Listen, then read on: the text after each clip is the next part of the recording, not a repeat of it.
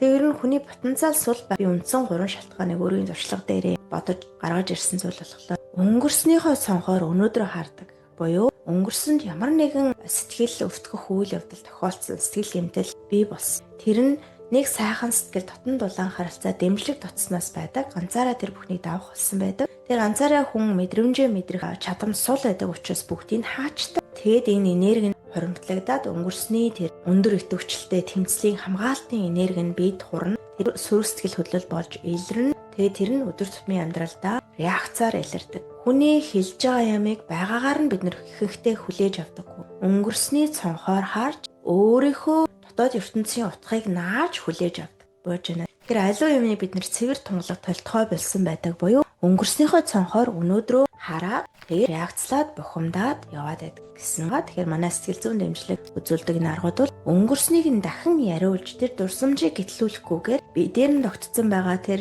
трауманы сэтгэл гэмтлийн энерги хуримтлал тогтцыг аюулгүй орчинд бага багаар аажмаар сулалж тэр тогтцсон гаццсан энерги урсгалаа олоход тусалдаг. Энэ бол самаастик сэтгэл зүйн арга байдаг. За хоёр дахь гол хүний потенциал нээхэд цаад болдог зүйл бол хатуу үзэлүүд. Эхлээд энэ өнгөрсөн тохиолдсон үйл явдалтай холбоотойгоор энерги идэвхжил тийм ээ сүр сэтгэл хөдлөл үүсдэг. Энэ нь удаан үргэлжлээд хатуу үзэл болоод өөрийгөө хатуу үзэл болоод хуурчихсан байна. Тэр хатуу үзэл гэдэг нь юу вэ гэхлээр амьдрал хатуу. Хүмүүс угаасаа намайг хязгаарч ойлгодоггүй. Эсвэл би мөнгөтэй болж ижил хүн тооцогдох юм байна, тийм ээ. За, би магадгүй хамгийн хүчрхэх нь болж ижил миний сэтгэл ханана гэдэг ч юм уу, тийм ээ. Энэ мэдчлэнгээр өөрийгөө хатуу үзлээр бид нар багасаа хатуу үзлийг яах нь ингэх ёстой, тэгэх ёстой гэсэн хатуу үзэл баримтлуудыг өөрийн оюун санаандаа суулгаад тэгээ тэр нь би юм шиг болцсон байж байгаа. Энэ нь ер нь баг балчир буюу ялган таних ухаан хөгжөөгөө үед олж авсан итгэл өмшлөл байдаг. Аав, ээж, асран хамгаалагч тийм ээ, тайзар дотны хүмүүсийн халамж анхаарал дутснаас болоод амьдралыг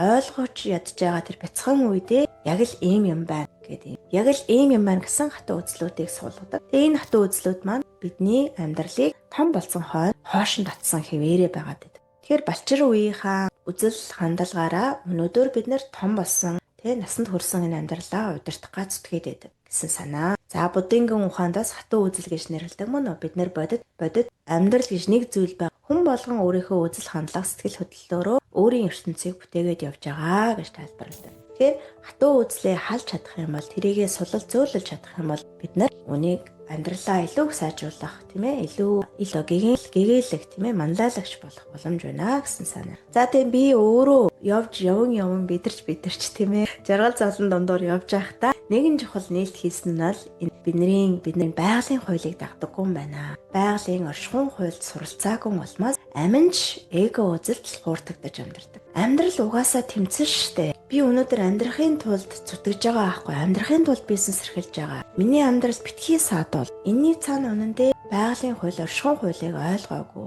аминч үзлэл явж байгаа. Мэдээж хүн сайхан амьдрахыг хүсэж байгаа нь үнэн зөв. Тэр нь зөв. Гэхдээ энэ нь өөрөө байглаасаа их усрээсээ таслагдсан байгаагийн илрэл юм байна. Тэгэхээр бид нар байгалийн хуулийг энэ өдөр тутмын амьдралдаа мэдэрдэггүй, мэдрэмжээч хүртэл хаалчихсан байдаг. Энэ маань бидний потенциалыг үнэхээр хоош татчихэд юм байна шүү гэж байна.